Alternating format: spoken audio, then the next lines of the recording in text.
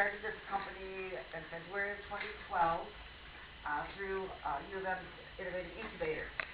I was playing around online one night on the website, UofM's website, came across a big, you have an idea for a new business? And this is, a lot of people ask me, why do I do this? Ever since I was young, teenager, preteen, I've always had a dream of doing something when I grow up for women and children who are in need. I myself was been on my own since I was 14, always worked full time, always gone to school. I'm a senior now at UofM. So I had the idea, and I put all the information on my idea there, and there was a lot of other questions like, how many employees do you have, where's your space located, how much funding do you have, and all the questions were no, except for the idea. And about a week later, I got an email from the incubator asking me to come on in and talk to a coach about my idea. And Danny Bledsoe, who is my VP now, he was the coach there at the incubator. And the half-hour interview turned into about an hour and a half. And him being a veteran, he suggested, how about doing something for women veterans?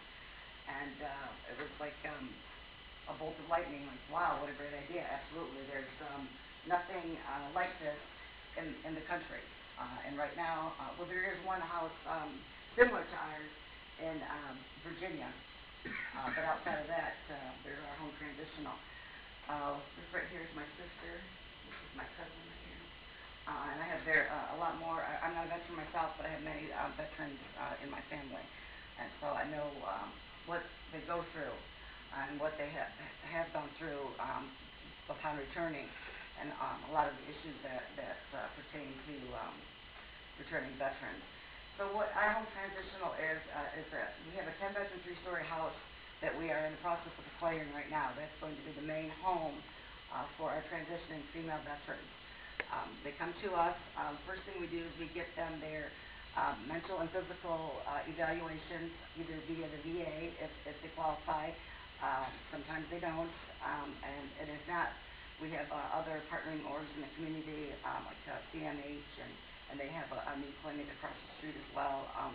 But that's the first and foremost important thing is to help them heal. A lot of times that people go into the military to leave bad issues at home, getting right out of high school, they go into the military, don't have anything else to do, they're leaving a abusive home, family life, or a dysfunctional family life, and so they go in with issues, and they get more issues while they're in there, and then they come home, and then it could be immediately that they need help, it could be like 2 years later, 5 years later, what have you. But we want to focus on getting them whole and healthy and in love with themselves, because you can only give as much love as you have for yourself.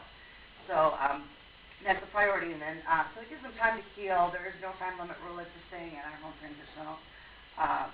The next step then is job training and placement, life skills classes, parenting classes, anything that one would need pertaining to bettering themselves and to become productive, self-sufficient members of civilian society.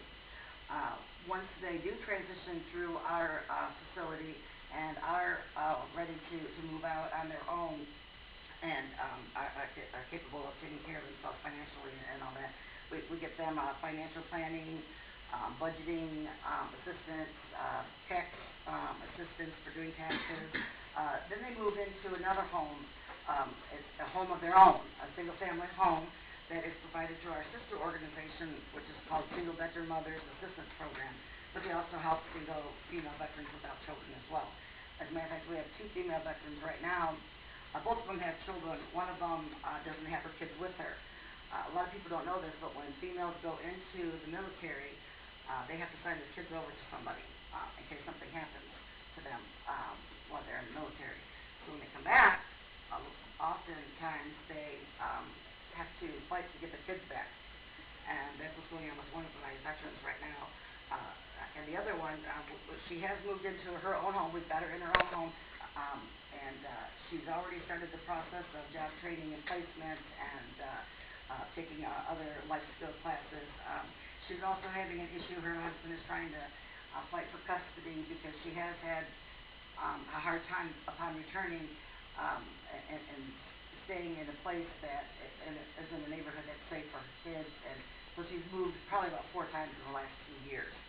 So I don't know, I've moved at times in my life 10 times in a year, so I never had any issues with losing my kids, but things arise, and we have a special veteran lawyer who specializes in any issues that veterans face. So once they transition into their own home, then they have another 2-year program that they go through, and that is to maintain their self-sufficiency and to learn all the little things that you might need to know to when something breaks in your home, to fix it rather than calling somebody and paying them, like maybe your toilet's leaking, how to fix that, or a window breaks, how to replace it, need to put new locks in, how to do that, and we help them maintain their home if they're not able, like let's say they're working and going to school and they're just real busy. We make sure their lawns get mowed and the trees are trimmed and all that stuff. So our second female veteran happens to be at the VA for the next 3 days. She's having eye surgery and getting her mental and physical evaluation, and then she'll when she comes back, her home will be ready for her to move into. So right now we're kind of putting both programs together and calling them pilot programs until we actually get, and the main reason we don't have the big 10 veterans restored home right now is funding. We were waiting on a grant per diem, which is a grant from the VA that provides 65% of the purchase of a home for this kind of a program. However, this year, I'm sure you all heard about the sequestration with veterans funds and all that.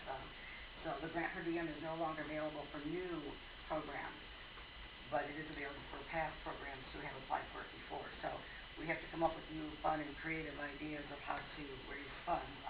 We do have a fundraising chair. We're looking for some more fundraising committee members. That little sheet I passed out to you, if anybody's interested in volunteering at all. We have a few different committees that we are looking to put together right now. Fundraiser committee is the most important. We have 2 seasoned grant writers that are currently working on some grants. They put in a letter of inquiry to Mott Foundation, and we got a call back. They want to talk to me, so I get to go in and do something like this, I presume, and then go from there. And so and we're trying to look at other ways too, like see if the organization that owns the home, if they're willing to donate to us, because we are now a registered 501c3 with the federal government, the IRS. So any donations are tax deductible, write-off. We have a tangible donation coordinator. She lives down South Detroit. She's a veteran herself. She has brought so much stuff up to me, and we have a storage unit. We're looking for another storage unit that somebody wants to donate, if you know anybody who owns a storage unit, because we're paying $80 a month right now for it, and a lot of the stuff that we do comes out of my pocket. But fundraising is the Golden Key Honor Society here at the University of Michigan. I'm a member of that society, so they do several fundraising events for us, throughout the year, and we're only just a little over a year old right now. So we've really accomplished a lot in this past year putting this organization together. I have a vice president who is a veteran. I have the secretary on the board is a veteran.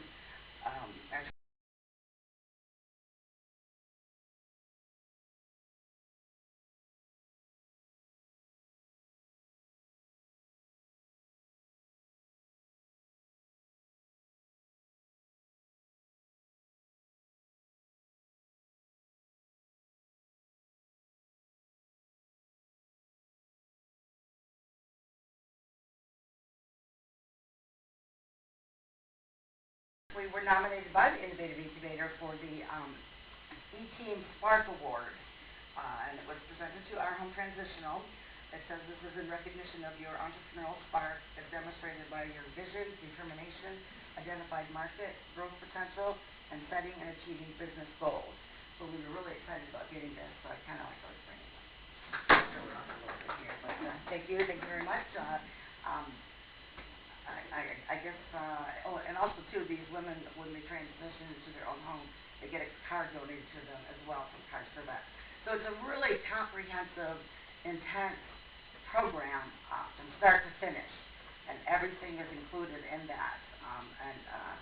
I kind of single-handedly put that together just by late nights of networking and LinkedIn contacts and just telling my story and getting it out there, and then put together a great team. We have a really great team right now that there's no way that this won't be successful, for sure, because I'm not going to let that happen. I'm pretty tenacious, but that's pretty much the story of our home transitional. Does anybody have any questions? Go ahead. I usually help with I know. Do you pay your staff, or are they strictly volunteers? Right now, the board of directors is what we have, and the committees are all volunteer. And I don't even get a salary yet. That's all in the budget. We have a 3-year projected budget, and it was really kind of hard to put that together because there's nothing to really go by other models, because there was, like I said, nothing like this. And just some facts. Right now, as of the fourth quarter of 2012, according to the Michigan Homeless Coalition, there are over 150 homeless or about to be homeless female veterans within Genesee and the surrounding counties all around Genesee. So we know the need is definitely there. Of those 150, those are the ones that have sought help and also mentioned that they are a veteran. A lot of times females or even males won't mention that they're a veteran when they go to get help because they're afraid that wherever they go, they're going to say, oh, you're a veteran, go to the VA and get help. And with the women especially, when they go to seek help and they're homeless or couch surfing and have kids, they're afraid that they might lose their kids, they get them taken away, and that's really not what any of the organizations in our community want to do. The priority is to keep family members together, kids with their parents, regardless of the situation.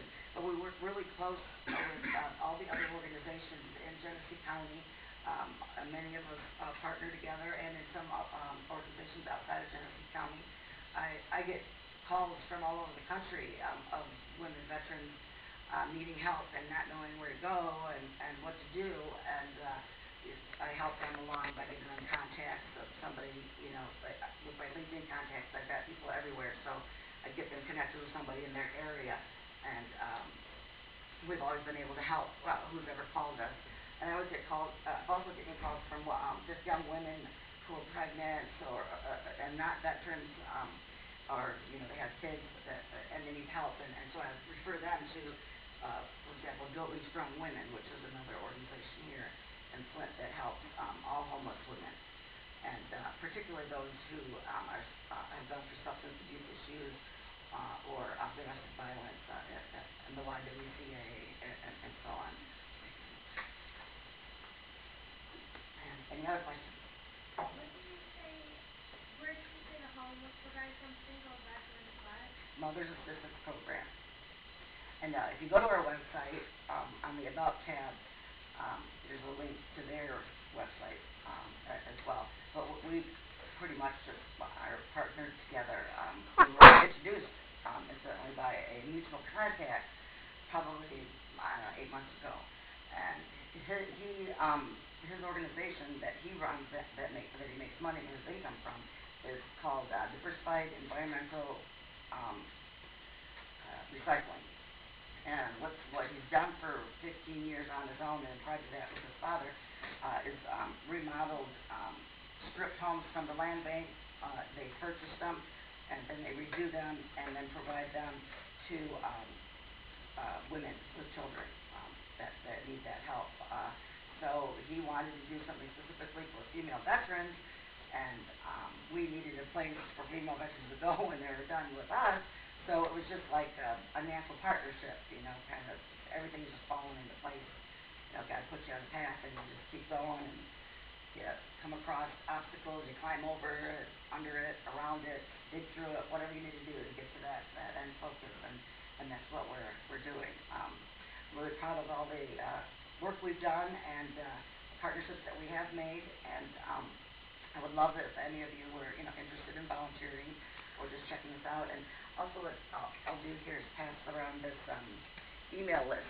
If you're interested in putting your name and email down, I'll put you on our newsletter list. We send out a newsletter monthly. It's just one page. It's very limited information so that you don't get bored going through a whole bunch of stuff. But this month, our newsletter that will be going out will be on our female veteran that has moved into her home, and then the next month will be on the second female veteran that we have. Yes, ma'am. Do the female veterans have to live in Genesee County or No, ma'am. County area? If they're in Alaska and they need help and they call us, if they're able to get their own transportation to us, that's great. If not, and we have the funds, we will provide the transportation. We also have a partnering organization, the name of it is slipping my mind, but they provide long distance moving or transportation for veterans. So I would contact them and say, hey, I have a female veteran in Alaska. She needs to come to our home transitional, can you go get her? And that's how that works. And, they provide that to the veterans at no cost. So, great question. But, yeah, we're there for anybody as long as we have space. And I would love to see something like this in every state, even more than one, if possible. Because, I mean, they're going to be coming back in droves for the next year or two. And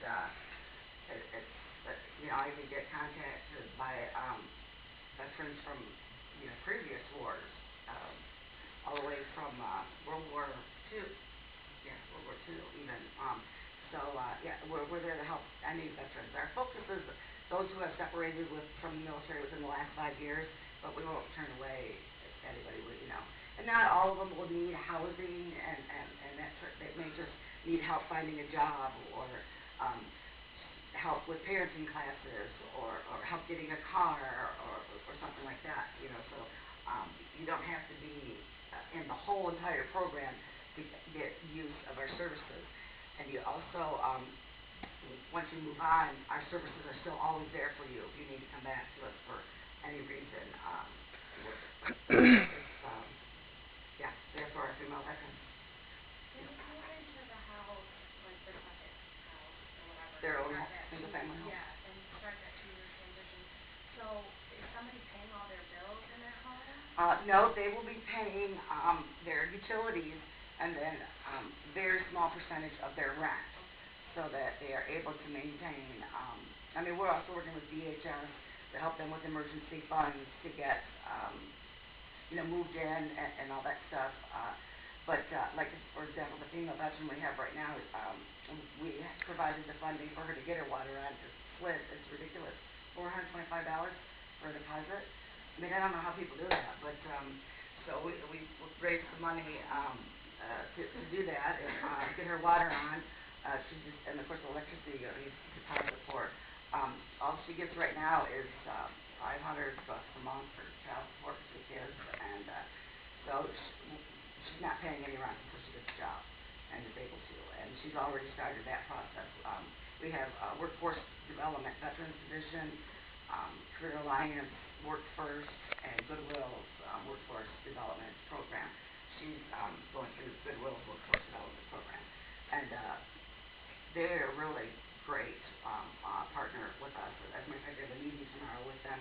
We're going to do a grant together. There's a couple of grants that are available, and we're going to partner together and do those grants. But good question. Any other questions? Are you still looking for single-family homes? Like, how are you acquiring homes? We have a letter of intent from the land bank here in Genesee County, and they donate to us homes that have been stripped and need to be rehabbed, that they aren't using, or that they're not going to redo and sell or what have you. So we have that, and also Dave with the Single Veteran Mortgage Assistance Program. If for some reason he has lots of houses right now that are available.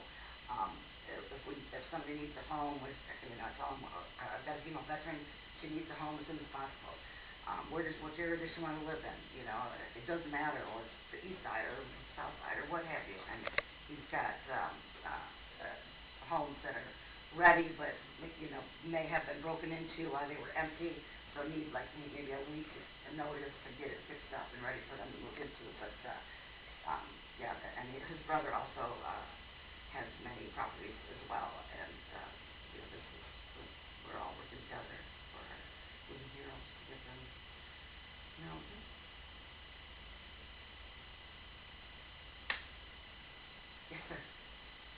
So you mentioned there's like 150 homeless women in the state of Michigan? In Genesee and the surrounding counties. Counties, right. So my question is, do you know how many of those women were at risk of losing their homes or homeless prior to going into the service? No. Okay.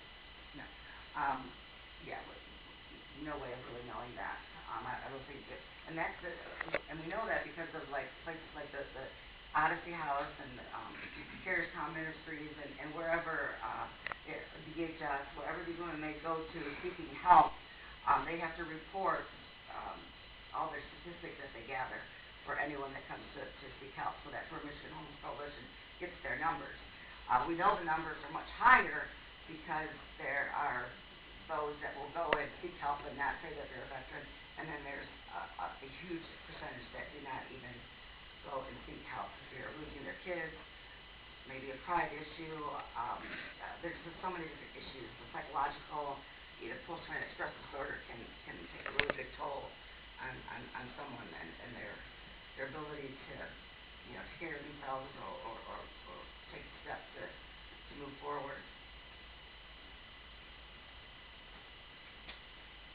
Go on, give me some questions. Any other questions? Why do you think many of the women are struggling with the issue of homelessness? Wouldn't they have saved up a lot of money from being active duty? Well, they make about $20,000 a year.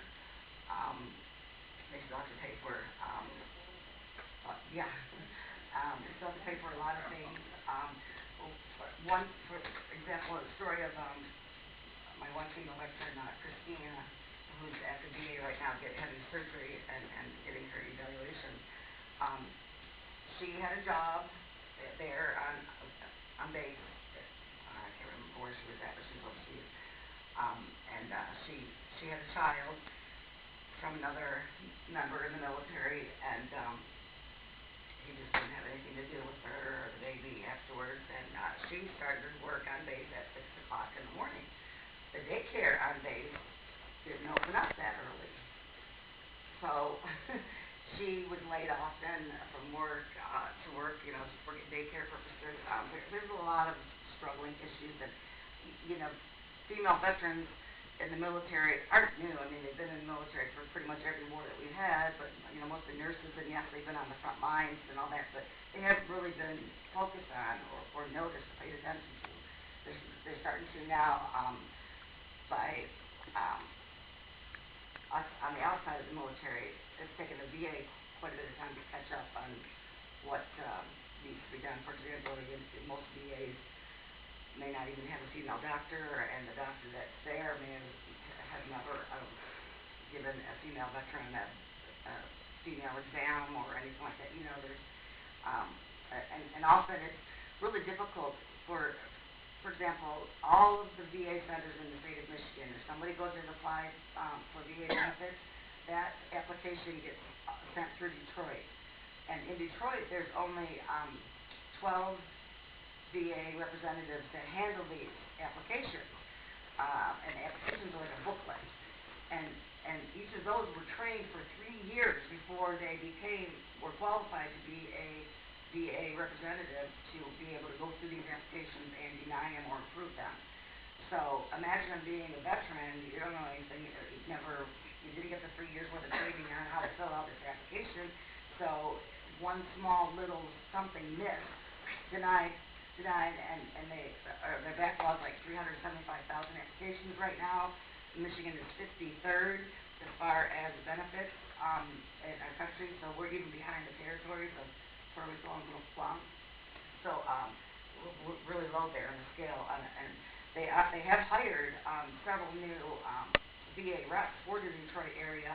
However, like I said, it takes 3 years to train them, so it's going to be a couple more years before they're even there to help with that. So a veteran gets their application denied, often they are just so frustrated and they forget it, you know, and don't even bother trying again.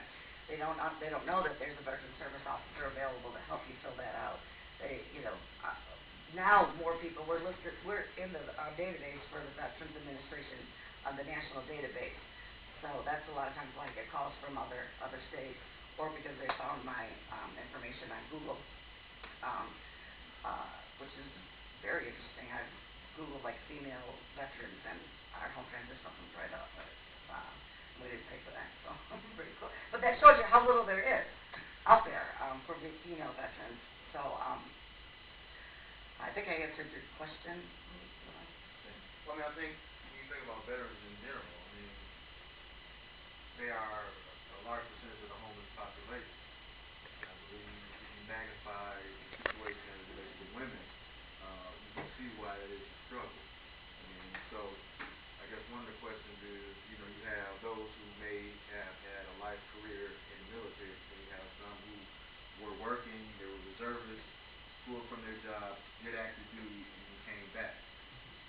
You know, they say you'll have a job when you come back, but it's not Most often necessary. it's Right. legally they're supposed to have Right. that job, but and also Michigan just won a lawsuit from against Bank of America regarding all the veterans who had their homes foreclosed on while they were overseas, and that was millions of dollars. I think maybe might have been the billions, and that money went straight into DHS, and this has just been within the last year. So I don't know if you've heard much about it, but now they're really kind of advertising the TANF program, and because the funds are there now to help people here in Genesee County and the state of Michigan.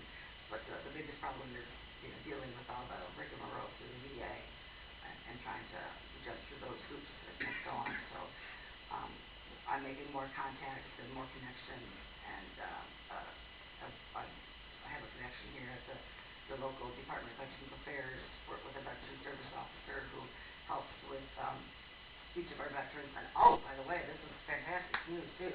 I'm not sure if you heard about it, but Alternative Veteran Solutions is another veterans agency here in Genesee County, and they have a home for male veterans, transitioning house.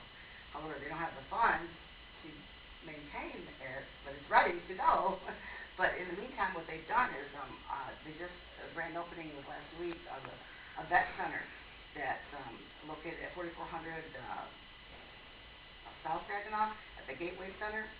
It's 21,000 square feet. They're going to have a VA rep, a DH rep, a clinic, daycare, a classroom with state-of-the-art computers, a rec area with pool tables and couches and all kinds of stuff for our veterans. So, and we work closely together too. Tina and Trudell are the ones who run that, and Tina was kind of like my mentor from the beginning of this. She helped me quite a bit, but we're all working together, and there's nothing like what they're doing with the Veteran Center and what we're doing with our home transitional anywhere in the country. So we talked about it, we envision that they'll all, you know, all the veterans are going to come here because of the great services that we have, and Flint and Genesee County will be rebuilt by veterans, and, you know, get rid of the drugs and the crime and all that stuff. So it's a dream, and you know, working towards that goal, but you know, we're helping our heroes. And that's the plan. Any other questions before we transition to the next speaker? You have her information, so make sure that you follow up